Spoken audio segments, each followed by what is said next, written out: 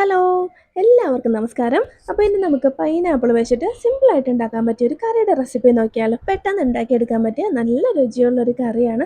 അപ്പോൾ ഇതെങ്ങനെയാണ് ചെയ്യുന്നത് നോക്കാം. നമുക്ക് വീഡിയോയിലേക്ക് പോകാം. അപ്പോൾ ഇതിനായിട്ട് അത്യാവശ്യം വലിപ്പമുള്ള ഒരു പൈനാപ്പിൾ ഞാൻ എടുത്ത് വെച്ചിട്ടുണ്ട്. ഇത് മുഴുവനൊന്നും നമുക്ക് വേണ്ട, ഇതിൻ്റെ പകുതി മതി. അപ്പോൾ ഇടുന്ന ഒരു തോലും കാര്യങ്ങളൊക്കെ കളഞ്ഞ് ക്ലീൻ ചെയ്ത് നമുക്കൊന്ന് കട്ട് ചെയ്തിട്ട് എടുക്കാം. അപ്പോൾ അതിൻ്റെ പകുതി ഞാൻ ഈ രീതിയിൽ ചെറിയ കഷ്ണങ്ങളാക്കിയിട്ട് ഒന്ന് കട്ട് ചെയ്ത് വെച്ചിട്ടുണ്ട്. ഇനി ഇതിലേക്ക് നമുക്ക് കുറച്ച് പൊടികൾ ഇട്ട് കൊടുക്കാം. 1/2 ടീസ്പൂൺ അളവിൽ മഞ്ഞൾപ്പൊടി ചേർത്ത് കൊടുക്കാം. 1 ടീസ്പൂൺ സാധാരണ മുളക് പൊടിയും കൂടി ഇട്ട് കൊടുക്കാം. 3/4 ടീസ്പൂൺ അളവിൽ കുരുമുളക് പൊടിയും കൂടി ചേർത്ത് കൊടുക്കാം. ഇനി ഇതിലേക്ക് 1 ടീസ്പൂൺ ഉപ്പും കൂടി ഇട്ട ശേഷം നന്നായിട്ട് ഇതൊന്ന് മിക്സ് ചെയ്തിട്ട് വെക്കാം. ഇതുപോലെ പതുക്കെ ഒന്ന് മിക്സ് ചെയ്തിട്ട് എടുത്ത് മാറ്റി വയ്ക്കാം. ഇനി നമുക്ക് ഇതിലേക്ക് വേണ്ടുന്ന തേങ്ങ ഒന്ന് റെഡിയാക്കി എടുക്കാം. അപ്പോൾ അതിനായിട്ട് മിക്സിയുടെ ജാറിലേക്ക് അരമുറി തേങ്ങ ഇട്ട് കൊടുക്കാം. ഇനി ഒരു 1/2 ടീസ്പൂൺ അളവിൽ മുളക് പൊടിയും കൂടി ചേർത്ത് കൊടുക്കാം. 1/2 ടീസ്പൂൺ അളവിൽ തന്നെ മഞ്ഞൾപ്പൊടിയും കൂടി.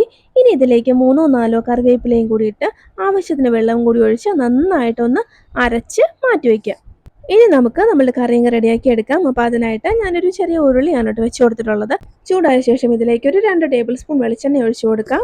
കുറച്ച് കറിവേപ്പിലയും കൂടി ചേർത്ത് കൊടുത്ത ശേഷം നമ്മൾ നേരത്തെ മുളക് പുരട്ടി വെച്ച പൈനാപ്പിളിൻ്റെ പീസസ് ഇതിലേക്ക് അങ്ങ് ഇട്ട് കൊടുക്കാം. ഇനി ഇത് പതുക്കെ ഒന്ന് ഇളക്കി കൊടുത്താൽ ചെറുതായിട്ടൊന്ന് കുക്ക് ചെയ്തെടുക്കാം. ആ ഒരു പുറം ഭാഗം ചെറുതായിട്ടൊന്ന് മുരിഞ്ഞു വരുന്നത് വരെ ഒരു 2-3 മിനിറ്റ് മതി. ഇപ്പോൾ ഇത് ചെറുതായിട്ടൊന്ന് ഫ്രൈ ആയിട്ടുണ്ട്, ഇത് മതി. ഇനി നമുക്കിത് എണ്ണയിൽ നിന്ന് കോരി മറ്റൊരു പ്ലേറ്റിലേക്ക് ഒന്ന് മാറ്റാം. ഇത് ഈ ഒരു സ്റ്റേജിലും കഴിക്കാനായിട്ട് നല്ല ടേസ്റ്റാണ്. അപ്പോൾ നമുക്കിതൊന്ന് മാറ്റി വയ്ക്കാം. എന്നിട്ട് ഇതേ എണ്ണയിലേക്ക് തന്നെ ഒരു 4-5 വെളുത്തുള്ളി നീളത്തിൽ കട്ട് ചെയ്ത് ഇട്ട് കൊടുക്കാം. ഒരു ചെറിയ കഷ്ണം ഇഞ്ചി ഇതുപോലെ ഒന്ന് ചോപ്പ് ചെയ്ത് അതും കൂടി ചേർത്ത് കൊടുക്കാം. 1 മിനിറ്റ് ഒന്ന് ഇളക്കി കൊടുത്ത ശേഷം ഇതിലേക്ക് നമുക്ക് ഒരു 2-3 പച്ചമുളക് ഇതുപോലെ ഒന്ന് കട്ട് ചെയ്തിട്ട് കൊടുക്കാം. കൂടെ തന്നെ ഇതിലേക്ക് ഒരു 5 ചെറിയുള്ളി ഇതുപോലെ ഒന്ന് ചെറുതായിട്ട് കട്ട് ചെയ്ത് അതും കൂടി ചേർത്ത് കൊടുക്കാം. ഇനി ആവശ്യത്തിന് ഉപ്പും കൂടി ചേർത്ത ശേഷം ഇതെല്ലാം കൂടി നല്ലപോലെ ഒന്ന് വഴറ്റിയെടുക്കാം. ഒരു 1/4 ടീസ്പൂൺ അളവിൽ നല്ല ജീരകം കൂടി ഇത് എണ്ണയിലേക്ക് തന്നെ ഇട്ട് കൊടുത്ത് നന്നായിട്ടൊന്ന് ഇളക്കി കൊടുക്കാം. എല്ലാം നന്നായിട്ടൊന്ന് മൊരിഞ്ഞ് വന്നിട്ടുണ്ട്. ഇനി ഇതിലേക്ക് നമ്മൾ നേരത്തെ അരച്ച് റെഡിയാക്കി വെച്ചിരുന്ന തേങ്ങയുടെ കൂട്ടങ്ങ് ചേർത്ത് കൊടുക്കാം. ഇനി ഈ ഒരു അരപ്പിൻ്റെ പച്ചച്ചുവ കൂടി മാറുന്നത് വരെ നമുക്കൊന്ന് കുക്ക് ചെയ്തിട്ടെടുക്കാം. മീഡിയം ഫ്ലെയിമിൽ വെച്ച് ഇളക്കി കൊടുത്തുകൊണ്ട് അതിൻ്റെ ആ ഒരു കൂടുതലുള്ള വെള്ളമൊക്കെ നമുക്കൊന്ന് ഇളക്കി വറ്റിച്ചെടുക്കാം. 1 മിനിറ്റ് ഒന്ന് ഇളക്കി കുറച്ച് വെള്ളം വറ്റിയിട്ടുണ്ട്. ഇനി ഇതിലേക്ക് നമുക്ക് 1 ടീസ്പൂൺ അളവിൽ നെയ്യും കൂടി ചേർത്ത് കൊടുക്കാം. നെയ്യും കൂടി ചേർത്താൽ നല്ല ടേസ്റ്റ് ആയിരിക്കും. നമ്മളുടെ ഒരു കറി റെഡിയായി വരുമ്പോൾ നെയ്യ് ചേർക്കാൻ ഇഷ്ടമില്ലാത്തവർ ചേർക്കണമെന്ന് നിർബന്ധമില്ല കേട്ടോ, അത് നമുക്ക് സ്കിപ്പ് ചെയ്യാവുന്നതേ ഉള്ളൂ. ഇനി ഇതിലേക്ക് നമ്മൾ നേരത്തെ റെഡിയാക്കി വെച്ചിരുന്ന പൈനാപ്പിൾ ചേർത്ത് കൊടുക്കുവാണ്. ഇതും കൂടി ചേർത്ത് അരപ്പിനൊപ്പം നന്നായിട്ടൊന്ന് ഇളക്കി ഒരു 2 മിനിറ്റ് ഒന്ന് കുക്ക് ചെയ്തിട്ട് എടുക്കാം. ഇത്രയും മതി. ഇനി നമുക്കിതിലേക്ക് തൈര് ചേർത്ത് കൊടുക്കാം. ഞാനൊരു 2 കപ്പ് അളവിൽ തൈര് ചേർത്ത് കൊടുക്കാൻ പോവാണ്. അപ്പോൾ എൻ്റെ കയ്യിൽ മീഡിയം പുളിയുള്ള കുറച്ച് ലൂസ് ആയിട്ടുള്ള തൈരാണ് കേട്ടോ ഉള്ളത്. അപ്പോൾ ഞാൻ അത് ഒഴിച്ചു കൊടുക്കുവാണ്.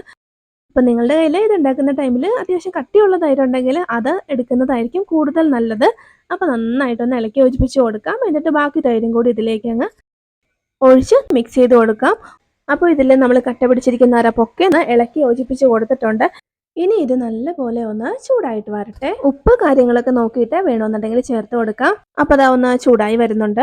തൈര് ചേർത്ത് കഴിഞ്ഞാൽ പിന്നെ തിളയ്ക്കാൻ അനുവദിക്കരുത്. നല്ലപോലെ ഒന്ന് പതഞ്ഞു വന്നാൽ മാത്രം മതി. തിളച്ചു കഴിഞ്ഞാൽ പിന്നെ തൈരങ്ങ് പിരിഞ്ഞു പോകും. ഇപ്പം നല്ല പാകത്തിനായിട്ടുണ്ട്. ഇനി നമുക്കിത് ഫ്ലെയിം ഓഫ് ചെയ്ത് സ്റ്റൗവിൽ നിന്ന് മാറ്റി വയ്ക്കാം. ഇത് ഇങ്ങനെ തന്നെ ഇരുന്ന് കഴിഞ്ഞാൽ തിളച്ചു പോകും. അപ്പോൾ ഇത് മാറ്റി വെച്ച ശേഷം ഇതിലേക്ക് നമുക്കൊന്ന് താളിച്ചും കൂടി ഇട്ട് കൊടുക്കാം. അപ്പോൾ അതിനായിട്ട് ചൂടായ വെളിച്ചെണ്ണയിലേക്ക് 1/2 ടീസ്പൂൺ ഉലുവ ചേർത്ത് കൊടുക്കാം. ഉലുവ പൊട്ടിക്കഴിയുമ്പോൾ 1/2 ടീസ്പൂൺ കടുകും കൂടി ചേർത്ത് കൊടുക്കാം. 2-3 വറ്റൽമുളകും കൂടി ചേർത്ത് ഒന്ന് മൂപ്പിച്ചെടുത്ത ശേഷം ഫ്ലെയിം ഓഫ് ചെയ്ത് നമ്മളുടെ കറിയിലേക്ക് അങ്ങ് ഒഴിച്ചു കൊടുക്കാം. പൈനാപ്പിൾ കൊണ്ടുള്ള നല്ല ടേസ്റ്റുള്ള ഒരു മോരുകറി ഇതവിടെ റെഡി ആയിട്ടുണ്ട്. കുറച്ച് വ്യത്യസ്തമായിട്ടുള്ള ഈ ഒരു നല്ല മോരുകറി ഇതുവരെ ട്രൈ ചെയ്യാത്തവരുണ്ടെങ്കിൽ ഒന്ന് ട്രൈ ചെയ്ത് നോക്കണേ. എല്ലാവർക്കും തീർച്ചയായിട്ടും ഇഷ്ടപ്പെടും. അപ്പോൾ നമ്മളുടെ വീഡിയോ ഇത്രയേ ഉള്ളൂ. ഇഷ്ടപ്പെട്ടാലൊന്ന് ലൈക്ക് ചെയ്യാനും നമ്മുടെ ചാനലൊന്ന് സബ്സ്ക്രൈബ് ചെയ്യാനും മറക്കരുത്. അപ്പോൾ നമുക്ക് മറ്റൊരു നല്ല റെസിപ്പിയുമായി വീണ്ടും കാണാം. താങ്ക്